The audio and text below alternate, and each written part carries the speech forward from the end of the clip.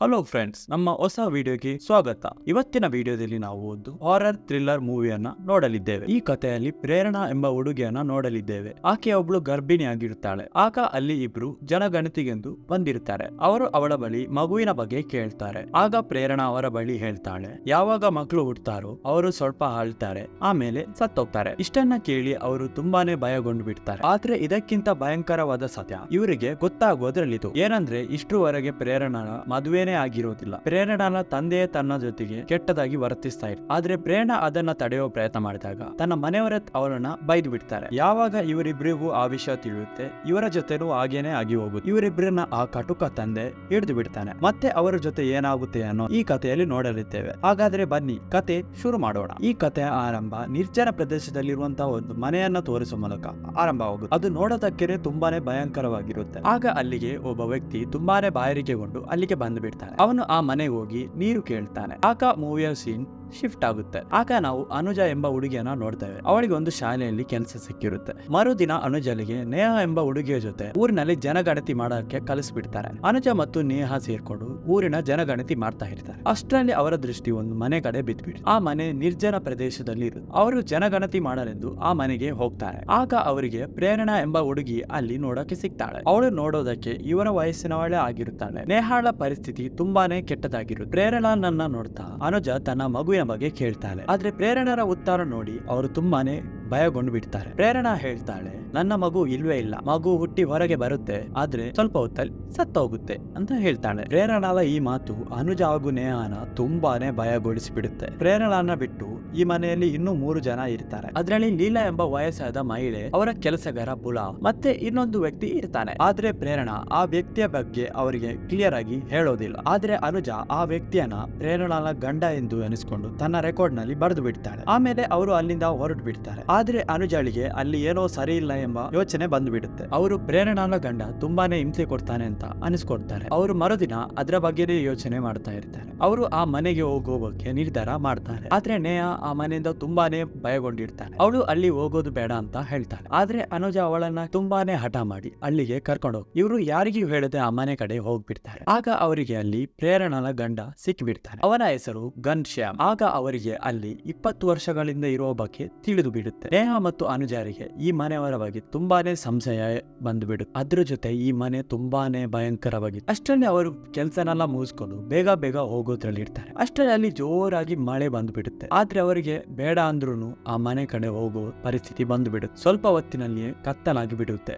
ಆದ್ರೆ ಮಳೆ ಮಾತ್ರ ನಿಲ್ತಾನೆ ಇರೋದಿಲ್ಲ. ಅನುಜ ಹಾಗೂ ನೇಹಗೆ ಅವರು ಉಳಿಯೋಕೆ ಒಂದು ಬೇರೆ ರೂಮ್ ನ ಕೊಟ್ಟು ಬಿಡ್ತಾರೆ. ಆದ್ರೆ ಇವರು ಇಲ್ಲಿ ತುಂಬಾನೇ ಭಯಗೊಂಡಿರ್ತಾರೆ. ಇದರಿಂದ ಅವರಿಗೆ ನಿದ್ದೆನೆ ಬರೋದಿಲ್ಲ. ಆಗ ಅನುಜ ಕಿಟಕಿಯಿಂದ ಹೊರಗಡೆ ನೋಡ್ತಾಳೆ. ಆಗ ಅವಳು ತುಂಬಾನೇ ಆಶ್ಚರ್ಯಗೊಳ್ತಾಳೆ. ಮನೆಯ ಹೊರಗಡೆ ಇರುವ ಒಂದು ಸಣ್ಣ ಕೊಠಡಿಯಲ್ಲಿ ಘನ್ಶ್ಯಾಮ್ ಒಂದು ಡೆಡ್ ಬಾಡಿ ಜೊತೆ ಇರ್ತಾನೆ. ಇದನ್ನ ನೋಡಿ ಅನುಜ ತುಂಬಾನೇ ಭಯಗೊಂಡು ಬಿಡ್ತಾಳೆ. ಅವಳು ನೇಹಳಿಗೂ ಕೂಡ ಈ ಮಾತನ್ನ ಹೇಳ್ತಾಳೆ. ಆಗ ಅವರು ಇಲ್ಲಿಂದ ಓಡಿ ಹೋಗೋ ಬಗ್ಗೆ ಯೋಚನೆ ಮಾಡ್ತಾರೆ. ಆಗ ಅವರು ಅಲ್ಲಿ ಏನಿರ್ಬಹುದು ಅಂತ ಆ ಕೊಠಡಿ ಕಡೆ ಹೋಗ್ತಾರೆ. ಆಗ ಅಲ್ಲಿ ಅವರಿಗೆ ಒಬ್ಬ ವ್ಯಕ್ತಿ ಸಿಗ್ತಾನೆ. ಆಗ ಆ ವ್ಯಕ್ತಿ ಅವರ ಬಳಿ ಅಟ್ಯಾಕ್ ಮಾಡೋ ರೀತಿ ಬಂದು ಬಿಡ್ತಾನೆ. ಅವರು ಓಡಲು ಶುರು ಮಾಡ್ತಾರೆ.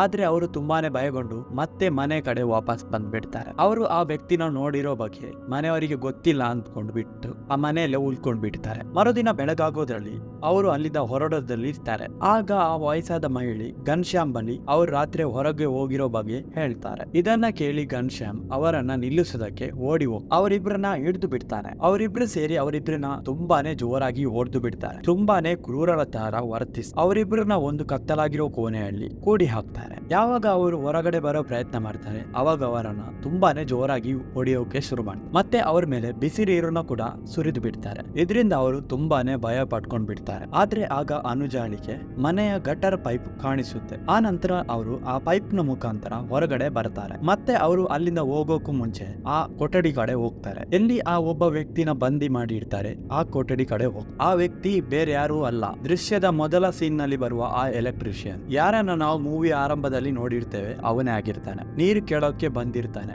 ಅವನಿಗಾಗಿರೋ ಟಾರ್ಚರ್ ನ ಅವ್ರ ಜೊತೆ ಹೇಳ್ಕೊಳ್ತಾನೆ. ಅಷ್ಟರಲ್ಲಿ ಅವರು ಇಲ್ಲಿಂದ ಹೊರಡೋದ್ರಲ್ಲಿ ನೇಹಾಳ ಅನ್ನ ಅವಳನ್ನ ಹುಡುಕ್ತಾ ಇಲ್ಲಿಗೆ ಬಂದಿರ್ತಾನೆ. ಅವನು ಘನ್ಶ್ಯಾಮ್ ಹಾಗೂ ಅವನ ಕೆಲಸದವನ ಹತ್ರ ನೇಹಾಳ ಬಗ್ಗೆ ಕೇಳ್ತಾನೆ.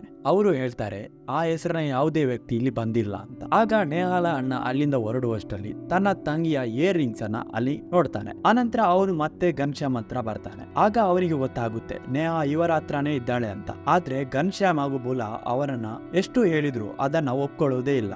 ಅವರು ಇಲ್ಲಿ ಯಾರು ಬಂದಿಲ್ಲ ಅಂತಾನೆ ಹೇಳ್ತಾರೆ. ಆದ್ರೆ ನೇಹಾಳ ಅಣ್ಣ ಇದನ್ನೆಲ್ಲ ನಂಬೋಕೆ ರೆಡಿನೇ ಇರೋದಿಲ್ಲ. ಆಗ ಬೋಲಾ ಹಾಗೂ ಘನ್ಶ್ಯಾಮ್ ಇಬ್ರು ಸೇರ್ಕೊಂಡು ಅವಳ ಅಣ್ಣನ ಹೊಡೆಯೋಕೆ ಸ್ಟಾರ್ಟ್ ಮಾಡ್ತಾರೆ. ತನ್ನ ಅಣ್ಣನ ಹೊಡೆಯುವುದನ್ನು ನೋಡ್ತಾ ನೇಹಾ ತುಂಬಾನೇ ಭಯಗೊಂಡು ಬಿಡ್ತಾಳೆ. ಆ ನಂತರ ಘನ್ಶ್ಯಾಮ್ ಹಾಗೂ ಅವನ ಕೆಲಸದವನು ಆ ಎಲೆಕ್ಟ್ರಿಷಿಯನ್ ನ ಕೂಡ ಹೊಡೆದಾಕ್ತಾರೆ. ಅವರು ನೇಹಾ ಹಾಗೂ ಅನುಜಾಲನ ಮತ್ತೊಮ್ಮೆ ಹಿಡಿದು ಬಿಡ್ತಾರೆ. ಘನ್ಶ್ಯಾಮ್ ಹಾಗೂ ಕೆಲಸದವನು ಸೇರ್ಕೊಂಡು ಇಬ್ಬರಿಗೆ ತುಂಬಾನೇ ತೊಂದರೆ ಕೊಟ್ಟು ಬಿಡ್ತಾರೆ. ಅವರಿಬ್ರು ಸೇರ್ಕೊಂಡು ಇಬ್ರು ಮೇಲೆ ಅತ್ಯಾಚಾರ ಕೂಡ ಮಾಡ್ತಾರೆ. ಇಷ್ಟಲ್ಲದೆ ಪ್ರತಿದಿನ ಅವರಿಗೆ ಇದೇ ರೀತಿ ತೊಂದರೆನ ಕೊಡ್ತಾ ಇರ್ತಾರೆ. ಆದ್ರೆ ಒಂದು ದಿನ ಪ್ರೇರಣಾ ಇವರಿಬ್ಬರಿಗೂ ಹೆಲ್ಪ್ ಮಾಡೋಕಂತ ಬರ್ತಾಳೆ. ಅವಳು ನೇಹಾಲಿಗೆ ಎಲ್ಲಾ ಸತ್ಯಗಳನ್ನ ತಿಳಿಸ್ಬಿಡ್ತಾಳೆ. ಇದರಿಂದ ನೇಹಾ ತುಂಬಾನೇ ಆಶ್ಚರ್ಯಗೊಳ್ತಾಳೆ. ಪ್ರೇರಣಾ ಅವಳಿಗೆ ಹೇಳ್ತಾಳೆ ಘನ್ಶ್ಯಾಮ್ ನನ್ನ ಗಂಡ ಅಲ್ಲ, ಅವನು ನನ್ನ ತಂದೆ. ಅವನು ನನಗೆ ತುಂಬಾನೇ ತೊಂದರೆ ಕೊಡ್ತಾನೆ. ಅವರು ನನ್ನ ತಾಯಿನ ಕೂಡ ಕೊಂದು ಬಿಟ್ಟಿದ್ದಾರೆ. ನನ್ನ ತಂದೆ ನನ್ನ ಜೊತೆ ತುಂಬಾನೇ ಕೆಟ್ಟದಾಗಿ ಯಾವಾಗೂ ನಡ್ಕೊಳ್ತಾನೆ. ನನ್ನ ಹೊಟ್ಟೆಲಿರೋ ಮಗುವಿಗೆ ಕೂಡ ಅವನೇ ಕಾರಣ ಆಗಿರ್ತಾನೆ. ಯಾವಾಗ ನಾನು ಮಗುವಿಗೆ ಜನ್ಮ ಕೊಡ್ತೇನೋ ಅವನು ಅಷ್ಟರಲ್ಲಿ ಆ ಮಗುನ ಕೊಂದು ಬಿಡ್ತಾನೆ. ಈಗ ಅನುಜ ಅಲ್ಲಿಂದ ತಪ್ಪಿಸ್ಕೊಳ್ಳೋ ಪ್ರಯತ್ನದಿಂದ